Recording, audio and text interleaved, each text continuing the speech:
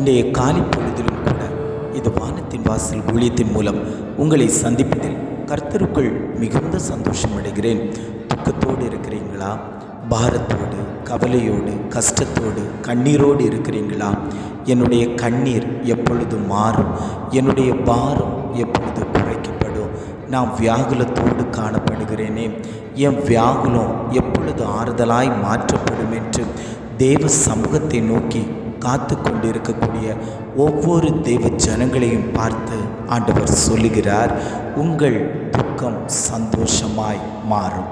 இன்றைய காலை பொழுதிலும் கூட ஆண்டவர் நமக்கு தரக்கூடிய நல்ல வார்த்தை என்னவென்றால், யோவான் 16ஆம் அதிகாரம் 20ஆம் வசனத்தின் கடைசி பகுதி இவ்வாறாக சொல்லுகிறது, உங்கள் துக்கம் சந்தோஷமாய் மாறும். வசனம் இவ்வாறாக சொல்லுகிறது, உங்கள் துக்கம் சந்தோஷமாக மாறும். இன்றைக்கு அநேகர் துக்க முகத்தோடே காணப்பட்டு கொண்டிருக்கிறார்கள். இந்த துக்கத்தை மாற்றுவதற்கு மனிதரால் முடியாது, சொந்த புருஷனால் முடியாது, பிள்ளையினால் முடியாது. தன்னுடைய துக்கத்தை மாற்றி குடும்பத்தில் ஒரு சந்தோஷத்தை கொடுக்க வேண்டும் என்றால் அது கர்த்தரால் மட்டுமே தான் முடியும். ஆண்டவர் சொல்லுகிறார், உங்கள் துக்கம் சந்தோஷமாய் மாற்றப்படும். மெய்யாகவே நான் உங்களுக்கு சொல்லுகிறேன், நீங்கள் அழுது புலம்புவீர்கள், உலகமோ சந்தோஷப்படும். நீங்கள் துக்கப்படுவீர்கள், உலகம் சந்தோஷப்படுமா?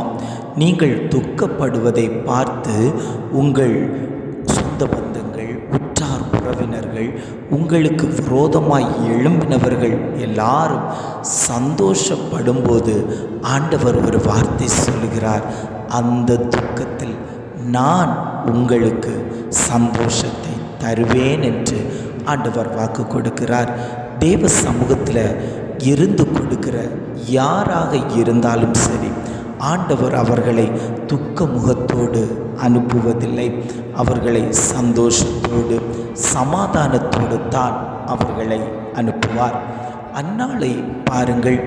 அன்னாள் தான் பிள்ளை பெறாத மலடியாய் இருந்தபோது அவளை சக்களத்தி பெனினாள் மலடி என்று வார்த்தையால் காயப்படுத்தி கொண்டிருந்தாள்.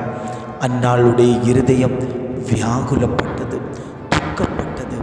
எனக்கு ஒரு குழந்தை இல்லையே என்று அவள் இருதயம் துக்க முகத்தோடே இருந்தது.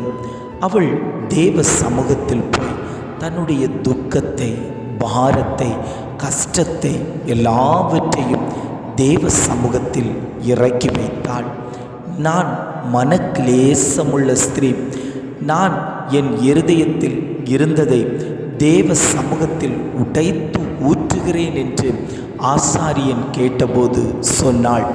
எப்பொழுது அவள் தேவ சமூகத்தில் தன்னை உடைத்து ஊற்ற ஆரம்பித்தாளோ அவளுடைய துக்கம் சமாதானமாய் மாறினது. ஆசாரியன் சொன்னான், நீ சமாதானத்தோடே போ என்று அவன் வாக்கு கொடுத்தான். அவள் அதற்கு பிறகு துக்கமாய் இருந்ததில்லை என்று வேதம் சொல்லுகிறது. தேவ பிள்ளைகளே, நீங்கள் மனிதரிடத்தில் போய் உங்கள் துக்கங்களை சொல்லக்கூடாது. உங்கள் சொந்த பந்தங்களிடத்தில் போய் துக்கங்கள் சொல்லக்கூடாது. உங்களுடைய மனபாரத்தை சொல்லாதீர்கள். அவர்கள் மீண்டும் மீண்டும் உங்களைத்தான் காயப்படுத்தி கொண்டிருப்பார்களே தவிர உங்கள் இருதயத்துக்கு ஆறுதலோ தேறுதலோ அவர்களால் தர முடியாது. நீங்கள் சொல்ல வேண்டிய ஒரே இடம் தேவ சமூகம். அந்த தேவ சமூகம்தான் உங்களுக்கு சமாதானத்தை கொடுக்கும், உங்களுக்கு ஆறுதலை கொடுக்கும், உங்களுக்கு தேர்தலை கொடுக்கும். உங்களுடைய காயங்களை கட்டக்கூடிய இடம் அந்த தேவ சமூகம். அந்த தேவ சமூகத்தில் போய் உன் இருதயத்தில் இருக்கிற பாரத்தை எல்லாவற்றையும் நீ இறக்கி வைப்பாயானால் உன் இருதயம் லெகுவாக்கப்படும், உன் இருதயம் பரிசுத்தமாக்கப்படும். வேதம் சொல்லுகிறது, அவர் உங்களை விசாரிக்கிறவர் ஆனபடியால் உங்கள் கவலைகளை எல்லாம் அவர் மேல் வைத்து விடுங்கள். வருத்தப்பட்டு பாரம் சுமக்கிறவர்களே, நீங்கள் எல்லோரும் என்னிடத்தில் வாருங்கள், நான் உங்களுக்கு இளைப்பாறுதல் தருவேன் என்று ஆண்டவர் வாக்கு கொடுத்து கொண்டிருக்கிறார். இதை கேட்டுக்கொண்டிருக்கக்கூடிய தேவ ஜனங்கள் அநேகர் பாரத்தோடு இருக்கிறீர்கள், கண்ணீரோடு இருக்கிறீர்கள். கடன் ஒரு சுமையாக இருந்து கொண்டிருக்கிறது. வியாதி உங்களை துக்கப்படுத்தி கொண்டிருக்கிறது. குடும்பத்தில் உள்ள பிரச்சனை உங்களை துக்கப்படுத்தி கொண்டிருக்கிறது. பிள்ளையினுடைய காரியம் உங்களை துக்கப்படுத்தி கொண்டிருக்கிறது. மனைவியினுடைய செயல் உங்களை துக்கப்படுத்தி கொண்டிருக்கிறது. கணவனுடைய காரியம் உங்களை துக்கப்படுத்தி கொண்டிருக்கிறது. குடும்பத்தில் மதுபானத்தின் ஆவிகள் உங்களை துக்கப்படுத்தி கொண்டிருக்கிறது. விபச்சாரத்தின் ஆவிகள் உங்களை துக்கப்படுத்தி கொண்டிருக்கிறது. குடும்பத்தில் சமாதானம் இல்லையே, ஒரு சந்தோஷம் இல்லையே, நான் எவ்வளவோ பிரயாசப்படுகிறேன், ஆனாலும் என் துக்கம் சந்தோஷமாய் மாற்றப்படவில்லையே என்று அநேகர் அனுதினமும் தேவ சமூகத்தில் விழுந்து கிடந்து கூக்குரலிட்டு கொண்டிருக்கிறார்கள். அவர்களை பார்த்துத்தான் ஆண்டவர் சொல்லுகிறார், உன் துக்கம் சந்தோஷமாய் மாறும். நான் உன் குடும்பத்தில் எழுந்தருளுவேன். நான் உன் குடும்பத்தில் வரும்போது அங்கு இருக்கக்கூடிய இருளின் அதிகாரங்கள், இருளின் மந்தாரங்கள், இருளின் கிரியைகள் அகற்றப்பட்டு உன் குடும்பத்தில் சமாதானத்தையும் சந்தோஷத்தையும் நான் கொடுப்பேன் என்று ஆண்டவர் வாக்கு கொடுக்கிறார். ஜெபிக்கலாமா? அன்பின் பரலோக பிதாவே, இந்த காலை பொழுதுக்காக நாங்கள் உம்மை துதிக்கிறோம், ஸ்தோத்திரிக்கிறோம். ஆண்டவரே, இந்த காலை பொழுதிலும் கூட ஆண்டவர் எங்களுக்கு ஒரு நல்ல வார்த்தை தந்தீங்க. ஆண்டவரே, அதற்காக நாங்கள் உமக்கு நன்றி செலுத்துகிறோம். உங்கள் துக்கம் சந்தோஷமாக மாறும் என்று ஆண்டவர் எங்களுக்கு வாக்கு தந்தீங்களா? ஆண்டவரே, அநேக வேளைகளில் நாங்கள் துக்க முகத்தோடு இருந்தோம். எங்களுக்கு ஆறுதல் சொல்ல யாரும் வரல, எங்களை தேர்தல் படுத்த யாரும் வரல. நாங்கள் துக்க முகத்தோடே காணப்பட்டு கொண்டிருந்தோம். எங்களை ஆறுதல் படுத்தவும், எங்களை தேர்தல் படுத்தவும், எங்களை பலப்படுத்தவும், எங்களை திடப்படுத்தவும் எங்களோடு கூட இருந்த நல்ல தகப்பன் நீர்தானையா. உண்மையே நாங்கள் துதிக்கிறோம். ஆண்டவரே, எங்கள் குடும்பத்தில் நீர் வருவீராக. எங்களுடைய பிரச்சனைகளை தேவன் மாற்றுவீராக.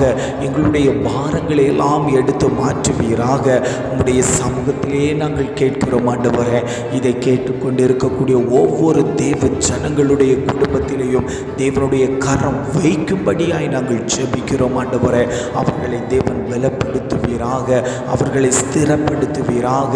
தீங்கு துக்கப்படுத்தாதபடிக்கு தேவன் அவர்களை வேலியடைத்து பாதுகாத்து கொள்ளும்படியாய் நாங்கள் ஜெபிக்கிறோம். ஆண்டவரே, ஒரு ஆத்துமா கூட இடறி போகக்கூடாது. ஆண்டவரே, உம்முடைய சமூகத்தில் விழுந்து கிடக்கிற ஒரு ஆத்துமா கூட ஆண்டவரே குற்றம் சாட்டாதபடிக்கு தேவன் அவர்களை தாங்கி தப்புவித்து அவர்களை உயர்ந்த ஸ்தானத்தில் வைக்கும்படியாய் நாங்கள் ஜெபிக்கிறோம்.